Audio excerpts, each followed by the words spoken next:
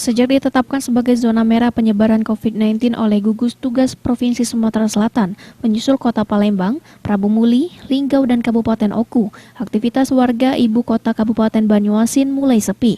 Meski demikian, warga masih tetap menjalankan aktivitas ekonomi dengan menjalankan protokol kesehatan.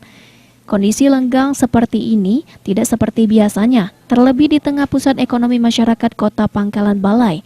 Namun sejak ditetapkan sebagai zona merah penyebaran COVID-19, warga mulai banyak memilih beraktivitas di rumah.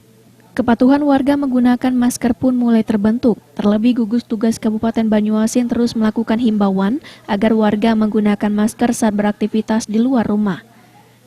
Taufik, salah satu warga Kota Pangkalan Balai, mengakui jika kondisi Kota Pangkalan Balai mulai lenggang, tidak seperti biasanya sibuk dengan aktivitas warganya. Sejak diberlakukannya status zona merah, kondisi Kota Pangkalan Balai seperti apa saat ini, Pak? Jauh sepi, Pak, ya? Ya, jauh. Kemarin-kemarin kan sebelum zona merah, rame.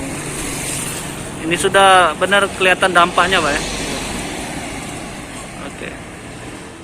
Saat ini dari data gugus tugas Kabupaten Banyuasin tercatat 15 kasus warga terinfeksi COVID-19, 2 diantaranya dinyatakan sembuh dan 1 meninggal dunia. Sulaiman, PAL TV.